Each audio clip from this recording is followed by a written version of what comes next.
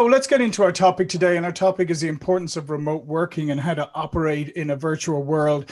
And I know this is a very hot topic because there's a lot of people who are maybe working virtually for the first time, a lot of companies that may be dealing with virtual working for the first time.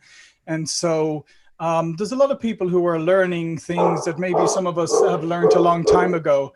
And this is a great topic to talk about. So to my point, right, a lot of people were forced into remote working with their organizations, not probably really laying down the framework or the groundwork to do this effectively. So what are some of the things that companies need to do to make it effective? Maybe Eric, do you want to start with that first one? Sure thing. Is that what they need to do to the extent possible is they need to replicate their business environment. Basically, what people at home need, and there's lots of barriers to be able to do this, is that they need technical connectivity and conceptual connectivity. Technical connectivity is what you'd think is access to internal systems. But if they're using high-end, say, data analysis tools in the office, and at home they have to use Excel, it's not really the same thing. So you have to watch that from a productivity perspective. Conceptual connectivity is keeping them connected. In other words, is how do they feel? How do they not feel isolated? How do they still feel part of the team, that they're contributing? So it's basically all those things that we do as managers anyway when people are in the office. However, it's like management on steroids because we have to be really tactical and strategic on making sure that employees still feel part of the fold. Yeah, absolutely. You couldn't agree more. How about you, Sally? Yeah, so I totally agree and resonate really a lot, Eric, with the management side. I think, representing the sales side, and especially inside sales, sales development, sometimes those people tend to be a lot earlier in their careers. And they really thrive on the social interaction, being in the office and the communication. And so as a leader, when you're working from home, you have to over communicate and probably even communicate more so than what you ever did when you were in the office. And so some of the top organizations that we're dealing with, what they're doing is they're having really quick stand-ups like every morning, right? They get the whole team on a call. It may only be 5 or 10 minutes, or maybe on longer days it's 15 or 20 minutes, but it's to get that social interaction, get everybody to see each other, and add some kind of structure to their day, because working from home can be very unstructured, which also can lead to a lot of challenges and issues for some people. Other people thrive in it and they can control it. But so you kind of got to really know how your team individual members are handling the freedom, the flexibility, the unstructured nature of this, and how can you bring them the structure if they really need it. Yeah, no, those are excellent points, Sally. And I think that is one of the biggest things that you touched on at the beginning, is that over communication, because at the beginning, people can kind of feel a little lost. They can feel a little dislocated and disconnected. So the over communicating is really critical. How about you, Anne? What are your thoughts on this? Oops. I think the other two just about covered it. One thing we've noticed is that there's really two factors from my perception. One is taking a team that's used to working in-house to working virtually. You have to deal with that. And I think over communicating, we're suggesting to our clients that if they have meetings twice a week, they double it to 4 times a week. Because not only do you get so much good information during formal meetings, there's so much additional information that is shared when people are working together in a physical location that you're missing out on when you're working virtually. So I think doubling the number of meetings per week, but also we're in crazy times right now. And I think it's so important to add additional communicating from leadership onto the team, because there's just a lot of concerns, a lot of worries right now. So really making a real strong effort to over communicate, double the number of meetings per week, to take advantage of having the opportunity to talk to people, address their concerns, talk about the viability, the stability of the company, and to work through any hiccups that people are dealing with when working virtually for the first time. Yeah, and I think those are some excellent points as well to pick up on, is that idea of people get a little uncertain. So maybe you're used to being in the office. Maybe you think, okay, the company's doing great. Now you're suddenly virtual, and now you start worrying about maybe what's going on with the company. Is the company doing okay? So the communication is not just about work. It's about the health of the company, the strategy, if you have maybe if you're adjusting strategy or whatever it is, but to think of your communication in broader terms than just work. I really like that. And maybe Sally, if you want to pick up this one, what are some of the mistakes that you think companies and individuals make when they start working virtually? What are some of the common mistakes that maybe some people can avoid then? Yeah, so I think, one, and again, coming from the sales perspective, which is where I've been practically my whole life, is that, it's really critical when you're working from home that you have a lot of, like what Eric said, you've got the technologies and tools set up, and you've got the instrumentation, so that, people are still being held accountable. They're knowing how well they are doing, where they're falling down. And, because not everybody, again, can adapt to working from home and have that drive and discipline, I want to say, to have the structure and still do as much as what they were doing productivity wise in the office, when there's people sitting next to you and knowing what you're doing and what you're not doing. So the instrumentation, the technology, and the dashboards for the reps to know how are they doing, how are they performing on a day, a weekly basis, a monthly basis, and how do they compare against their coworkers, and you get that built-in internal sort of competitive spirit still going. And what we found was a lot of companies did not have the right dashboards, the right reporting at the rep level, at the manager level, at the VP level, right? To really give those insights into everybody to see what was going on. Because we are finding companies are doing, some of them have gotten back to pre-COVID levels, but they've done it by doing more activity, not because their conversions are down, but they're doing more activities, they're making more phone calls, they're doing more emails, doing more LinkedIn. And if you don't have the instrumentation to guide you on that, you have no idea, right?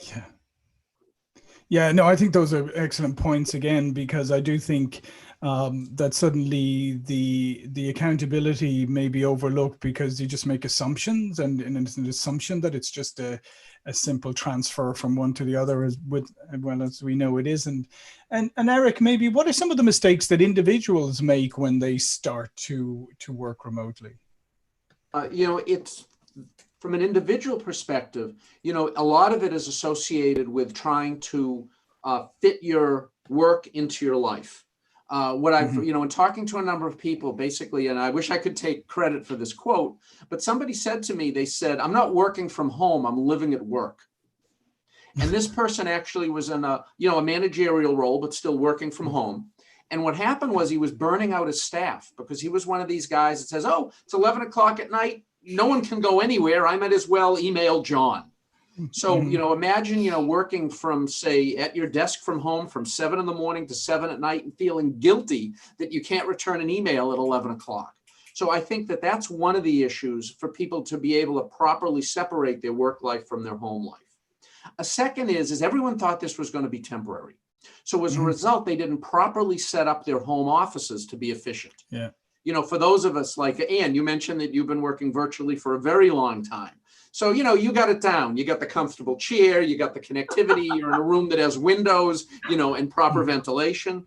But people don't necessarily know that. I mean, you can work like this on your laptop for a week or so, but after that, you start getting neck and back problems. So that there's some of that. Also, just where are you going to work at home? I have a friend, what he did was he has kids running around all day and wanted a quiet place to work. So he set up his office in his master bedroom closet, Why? Because clothes were all around him. The acoustics was awesome. But about 2 hours into it, he's getting sleepy. His decisions aren't very good. The reason is he was getting all the oxygen out of the room. So one of the biggest things, back to your original question, is people, if they're going to be doing virtual for the long run, they have to properly think about and invest in a proper home environment where they can be productive. Yeah, no, those are great. Those are great points, and I think that a lot of people overlook it, or they get excited at the beginning and just set up and then assume that everybody is going to understand what they're going through, as opposed to, I would say, is you need to sit down. Whatever your home environment is, you need to sit down and negotiate. You need to negotiate with the people in your house.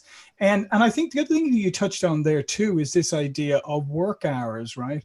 Mm-hmm. That again is something that should be discussed with your manager. And maybe this is a time for both managers, companies, and individuals to start to be more flexible. And if you say, listen, I can't work the traditional hours I work in the office. I can't do them at home for these reasons. However, I will do them during this period. And here's how this is going to work in favor of the company as opposed to against the company. So I think it's all about setting expectations and negotiating and setting yourself up for success in that way.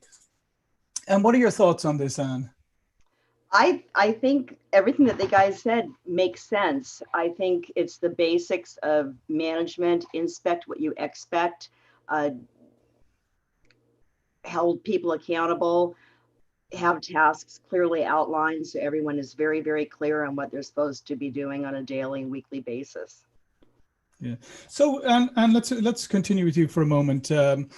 So you started, as you said, you've run your organization virtually for 20 years. So there are some real advantages to doing this, both for you and for the people who work with you. What are some of those advantages? Because I think that's another thing that people don't realize. Some companies and people think, oh, this is something that's forced upon me and I can't wait to get back in the office. But there's a lot of other people who are discovering that there are real advantages. There's so many advantages. I think from the employer standpoint, overhead is lower. They don't need to invest in a big building to hold everyone accountable. I think there's a study after study shows that on a virtually based team, attrition rates are higher. Retention is higher, attrition is lower for virtually based people. The quality of life for work-life balance is better. There's environmental benefits. Just the older I get, time is the most valuable thing that I think any of us have, and not having to invest time in commuting every day and just being able to be at your desk with no commute time are all strong, strong benefits for working virtually. Yeah, no, absolutely. I couldn't agree more. And I think that, and I think those are worth exploring, because obviously not every business is able to do that. But if you can do that, there's a lot of things to explore. And particularly one of the things that I come back to is, I came to the US in the late 90s during the .com era. And one of the things that, and so there was the .com, there was the explosion, and then there was the implosion. Then we had 9/11, then we had the financial crisis. Now we've had the COVID crisis and all of these other things, right? So one of the things that I think that people are questioning now is, why would I locate myself in one place, maybe a high cost area, just to be close to an office or close to a work? Why would I not go and locate myself where I can have a good quality standard of living and then go find a job and look for a job remotely? So I think there's a lot of things of that nature that people are starting to look at. What are your thoughts on that, Sally? I totally agree. And I keep reading. I just moved from the Bay Area about a year ago to Denver, and I see so much that's written in the local Bay Area press about how all these people are now, why am I paying these ridiculous rents in the Bay Area and work remotely? So there's a lot of people that are looking, as you said, to relocate to maybe more desirable areas, better cost of living, better quality of life, and work remotely. But then on the flip side, you see companies like, I think Apple was one of the first, or maybe it was Google, to acknowledge and say, you know, that's awesome if you're going to do that, but we're also going to then do a cost of living adjustment. And so, you know, you have to sort of be maybe prepared for that you may not be able to make the same salary as you make in one of these high cost of livings in Boston, New York, the Bay Area, you know, as if you go and move to, you know, Atlanta, right?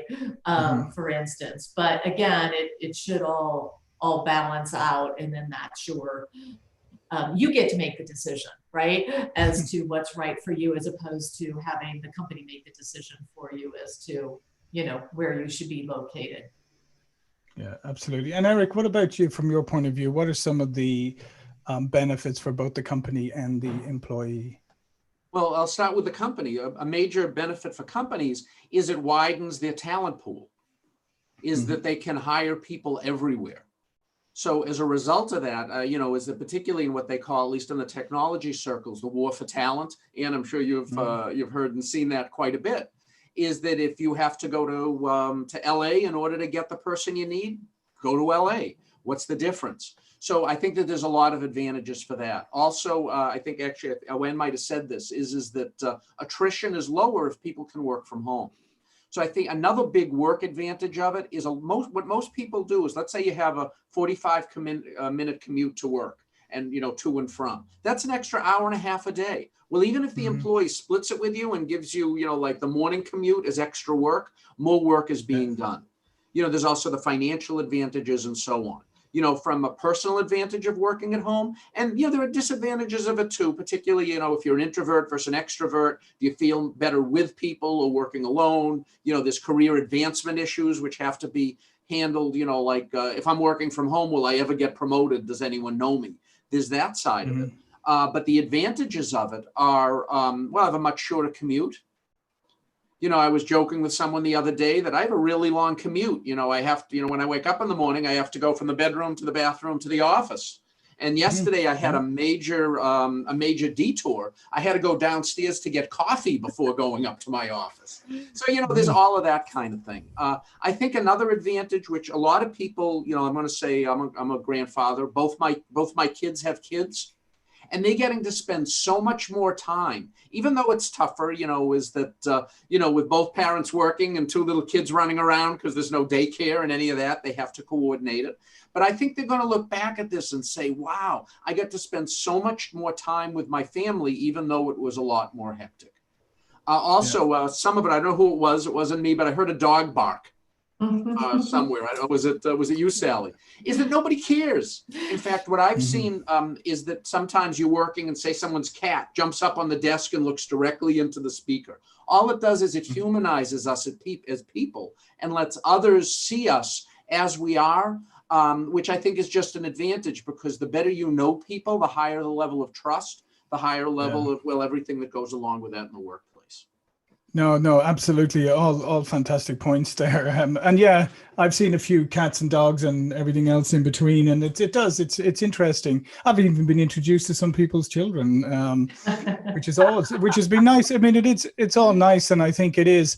And I think we will look back. And I think the people who are fortunate to be able to work at home, I think they'll look back on those, how impactful it is to be able to have breakfast with your children or something, or maybe even interact with them during the day, maybe in a way that you weren't before. Maybe you're only really seeing them at the weekends before. So you get to work at home, but there's a lot of responsibility on your shoulder to make sure that you're as organized and productive as possible. Maybe Sally, how are some of the ways that individuals can make sure that they're as productive as possible when working remotely? Yeah, you know, I think it goes back to some of what Eric said. You need to have a dedicated place. And I know a lot of this was thrust upon people in their living situation.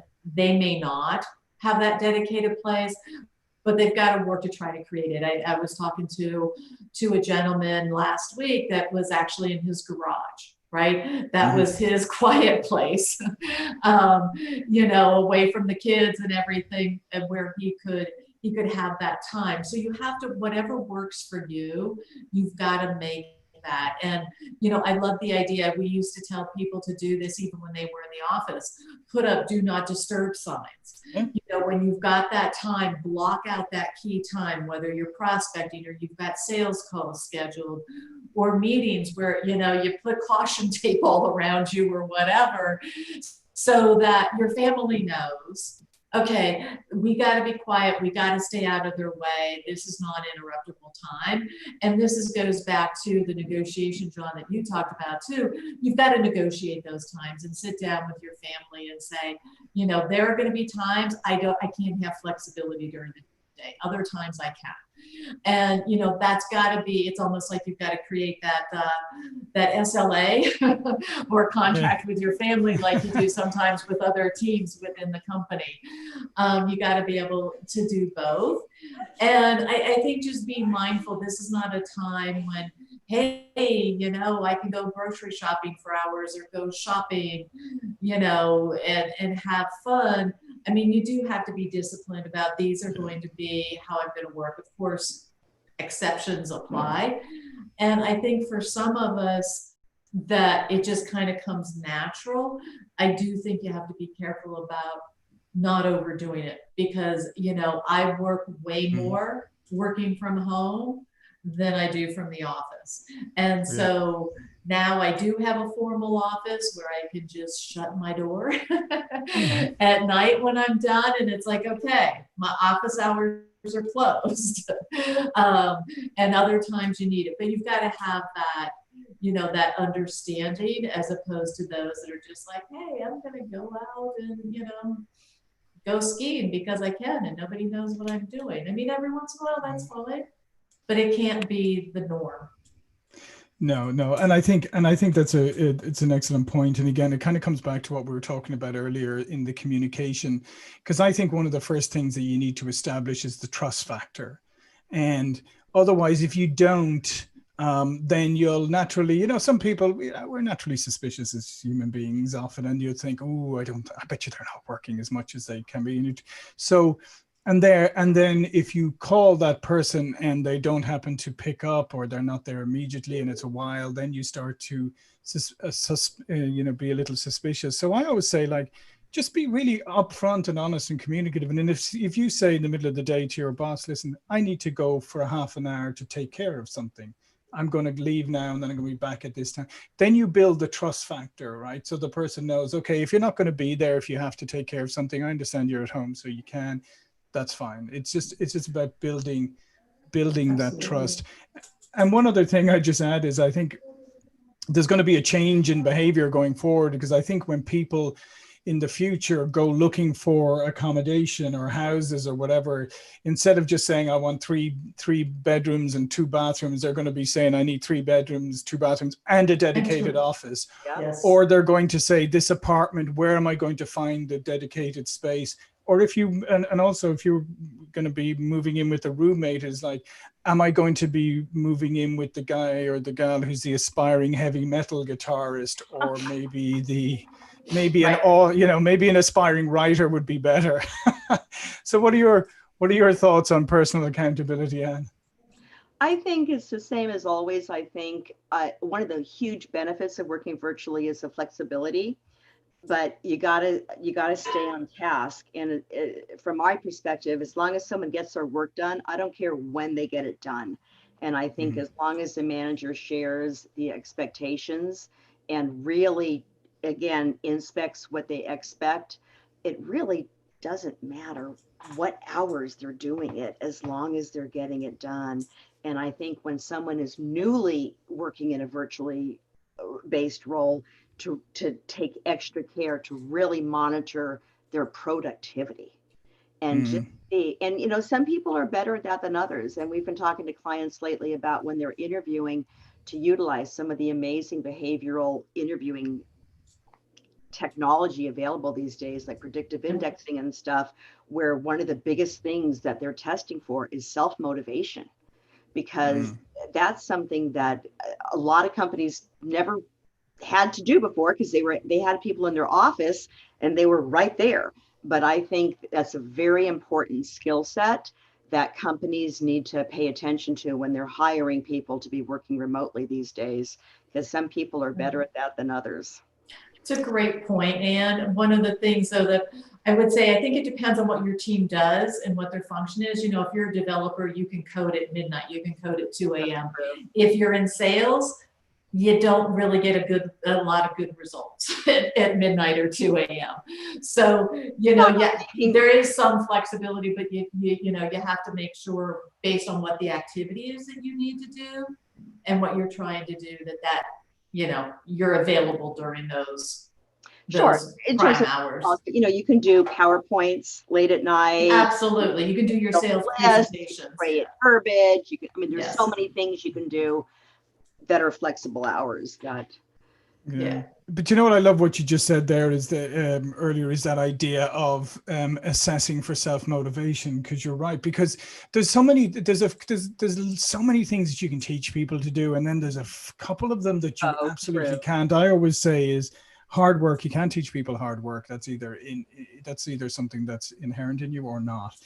Self-motivation, yeah, maybe you can help people to get more self-motivated. I don't know about that one, but so I would definitely say if you are going to be running a virtual team or you're going to have remote employees, then what Anne said about measuring self-motivation is a really, really good idea. So there's also a handshake. I'm sorry, John. Yeah, go ahead. No, go ahead. I was going to say, there's also a handshake that has to go on between employee and manager, sort of regardless of the level, based on the type of work. You know, if you think that work is a combination of either task complexity or communication that's required. So if you're in a job that does processing, basically accounts receivable transactions or whatever, then, you know, the management needs to make sure that there's proper workflow. If it's knowledge work that they're doing, which is really low interaction but high complexity, then they have to make sure the person has the data, the goals, all of that. If it's high communication and low connectivity, low complexity, similar to like a customer service, then there has to have the ability to be able to transfer calls to that person's home on an ongoing basis.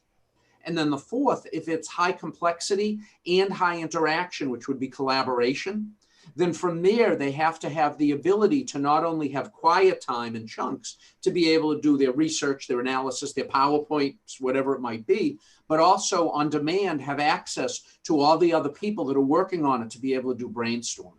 So I think in addition to everything else is the type of work being performed truly needs to be analyzed, and so that the leadership can transfer jobs to people or tasks to people based on the type of support that can be provided to them in order for them to be successful and productive. Yeah, no, I think those are absolutely excellent points, and you're correct. I think all what underlines everything that we've talked about so far is that you have to put some thought into this, right? You can't just, it's not just a case of, well, you used to be in an office, now you're remote, so we'll just carry on as normal. No, you need to, just like anything else in life, you need to actually plan for it and plan for the differences and understand that there are differences, there are nuances, there are some things that are similar, but there's a lot that's not. Sally, you touched on this earlier about the social aspect, because that's one of the things that people sort of go, okay, that's what I don't like about working at home, or that's what I don't like about having my team at home. I can't kind of get them all together. We can't have that. We don't have that same level of interaction and all of that. But that's not entirely true. And certainly in our company, we found that not to be true. We have, I've developed, sometimes, to be honest, deeper relationships with people who I never see. Mm-hmm. Yeah, but again, I think it's something you have to be very mindful of and plan for. The social piece, again, especially for a lot of the younger ones that are, this is their friends, right? And their friend base was people that they were working with. So we've seen some really, everybody knows about the Zoom happy hours. That's one way you can get your team together and do a Zoom happy hour, right? You can still do like lunch and learns. Where you send out for $10 a person, you have everybody can have their lunch delivered to them on the company, and you have a training session where you're sharing best practices, because that is one of the things that that is really difficult when you're working remotely. How do I keep everybody up to speed as to what's working, what's not working, where do we need to pivot, how do we do things?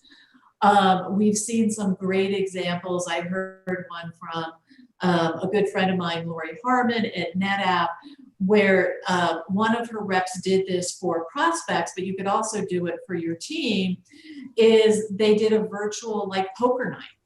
Right. And so whatever your team is into, you can, to some degree replicate that virtually, but it's giving them those options to do that. And I think, helping to sponsor those.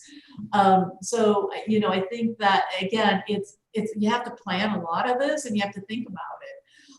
We've seen some, I did a couple of things with my teams before where we had like Slack channels where my team just had a Slack channel so that they could, commiserate, complain about prospects, customers, management, whatever in their own channel, but that was their water cooler talk that we replicated. And then we had a team one, right? You're on the phone, you've got a question and you need immediate help, right? So that one's always open and monitored, and that helps out a lot with some of that missing the office environment. But you can get creative, but just plan things. Yeah, absolutely. And how do you and your team, how do you deal with the social aspect? For our own team, we really try to have a culture that's collaborative, that's supportive. Is in our business, it's big wave surfing, if you will, and you can lose a $50,000 deal in the morning and make one in the afternoon. So we really try as a team to support each other. Whenever anyone gets a deal, I always send them like a huge bouquet of flowers, a big, a cookie, Kara's a rock star or whatever. And I think so when we have our Zoom meetings, you can see Sally sitting there with this massive bouquet next to her, or Eric sitting there, with a huge plant, I said, or something. So we just really try to encourage, and really our whole team encourages everyone when they're losing a deal, when we're having a good one, we celebrate in their success. And honestly, I sat in the bullpen for 3 years before I started ISC, and I feel very confident that everyone within our team knows what our culture is and feels it's a really positive part of our team, even though we all work virtually, and I haven't physically sat in the same room with 3 of them. Right. No, I agree with you, and I feel exactly the same, and that's what we have experienced as well. And it's quite an amazing it's quite an amazing thing, even when people come in and they're even doing it for the first time. Once they get into that collaborative culture, they suddenly realize you're almost more connected than you were in the office. Like, it's instantaneous. It's also like, I mean, think about when you're in the office and somebody kind of comes up to your desk and says, "Oh, do you mind if can I interrupt you for a moment?" Well, now, like, it just a message pops up on Slack, "Can I call you right now?" And you go either yes or no. But it's less of an interruption, right? If I'm not ready to take a call, I'm not. So rather than me have to say, "Oh, well, is it a quick? Well, tell me, is it quick? Maybe I can answer it or not," and then I lose my train of thought and what I'm doing and everything. So there are a lot of advantages to it. So many of the girls on the team have said that used to work in corporate America that being able to control the distractions, if they want to chat, or they can do that, but if they don't, they just don't.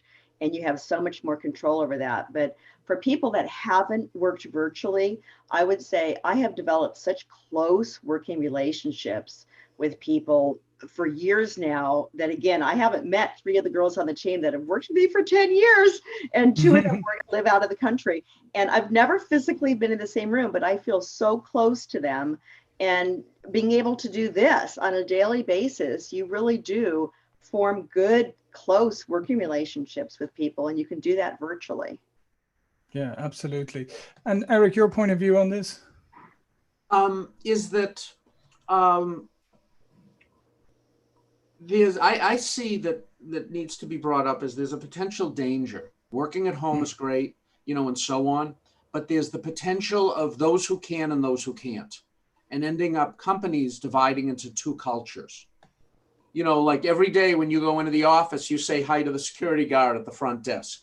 If you're working in a biotech firm, that will be those who can work from home and those who have to physically be there in order to run experiments.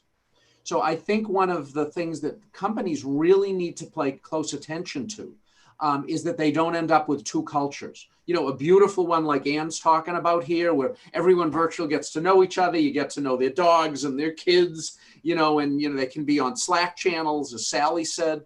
But then what will happen is that the people in the office only know the people in the office, and the people virtual will never connect with others. So I think that that's something that companies don't have to grapple with yet, because pretty much everybody's at home. But as people start coming back, that could be a real differentiator in that regard, that that we don't have sort of the, you know, the haves and have-nots, so to speak. That's a great point. Yeah, it's funny. Many years ago, actually, I worked somewhere where there was a small software development team there, and this is when I lived over in Virginia, in the DC area, and they had one member who had actually moved back to California, and they worked in a little bullpen as a very tight-knit group, and they just had the person up on screen all day long as part of the group. And literally, like, they talked to her as if she was there still with them, and it was, you know, it was just like normal, and she was just on screen. Yeah, it was. So there's, I think I think it's a great point, Eric. I think there's solutions to everything. Okay, so in the last few minutes, I want to ask all of you. Maybe I'll start with you, Anne, about what is the future? What does the future look like, and how do you think remote or virtual working is going to evolve? I think it's going to be the norm. I think there are so many massive benefits for companies to be able to so dramatically increase their candidate pool by being able to look at candidates across the board rather than someone that's willing to move to a tiny little town.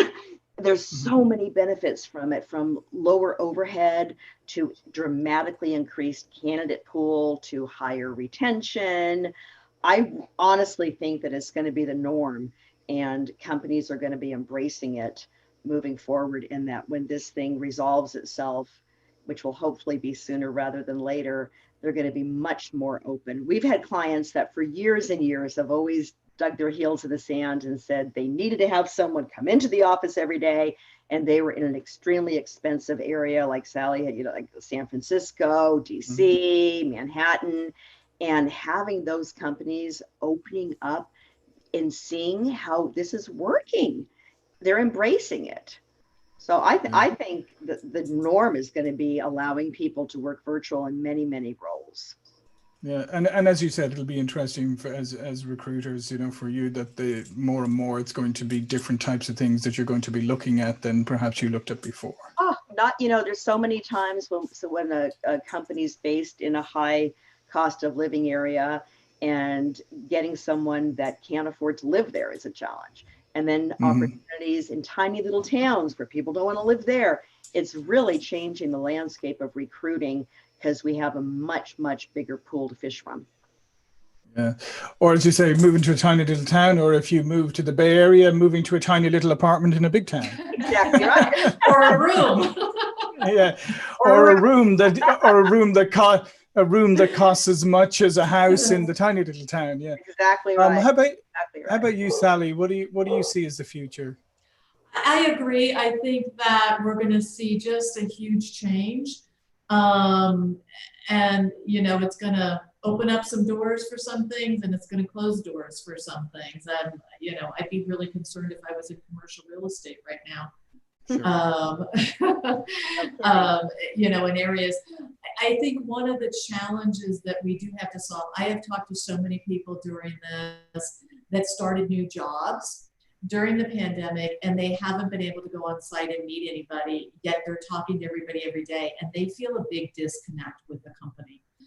It's a common, I have not heard one person say it was a good onboarding experience and that they feel a part of the company and culture and that they understand the culture.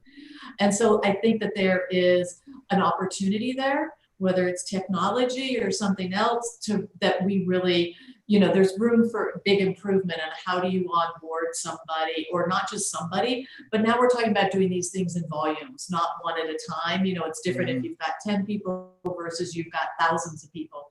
in a company? How do you make this work at scale? And I think there's still a lot of opportunity there, and room for improvement. Yeah, and I think there's opportunities for new businesses too. Because think about it, if you were set up as a company who could deliver a home office in a box to people, because I think that's one of the other things that people struggle with. It's like, okay, if I hire somebody and I got to give them equipment, then you're kind of picking, oh, I got to get something from over here, send to them something from over there. And maybe if you could just, people could supply turnkey solutions, it'd be good. There's a whole new opening for businesses to provide conferences. We were just writing an article about different resources that leadership needs to embrace during this current situation. And again, behavioral testing to test your employees to see who's best equipped to work virtually. There's companies that have popped up out of nowhere that now specialize in doing conferences, big conferences online. There's so many things. Then people can start businesses now with much less overhead than they needed in the past because of this amazing technology that we have these days. But I think Sally's point is interesting. I think onboarding really is a whole separate topic to look at. And while you can definitely forge good working relationships working virtually, I think there's some real do's and don'ts involved in how to onboard someone to as quickly as possible, let them feel like they're a cohesive part of the team. And that's something that's really worth exploring, that companies should be learning. Yeah, no, I absolutely think so. I mean, I still think a lot of companies do a poor job of onboarding, even for physical locations. Before this, exactly, before this. And now it's a whole other ball of wax. Exactly. So, Eric, what's the future? Well, I think that as Ann and Sally had said, is that working virtually is here to stay. I think one thing is that the stigma of working from home is going to go away. Like, oh yeah, I'm working on home Friday. Sure, wink, wink. Have a good long weekend. You know, I think that those days are gone. I also think that there's an enormous amount of investment right now being put into technologies that will yet again transform how work from home is done. I mean, people are looking at Zoom. They went from 10 million customers on Monday to 200 million customers on Tuesday. There's going to be virtual reality as the bandwidth increases. So, you're going to be sitting at a desk and you're going to look to your left or your right and you're going to see who you think the person is next to you. All of these things are going to come in. Avatar-based training. Based meetings. There's going to be so much of it poured into it for an investment, because I think for the first time, companies are really investing in it. I think it was Google. Someone mentioned Google earlier. Google, I think it was $1,000 stipend to every employee working from home to upgrade their office. A client of mine, what they did was they talked to Dell and they drop shipped a second monitor to everyone in the company so they could be more productive in a homework environment.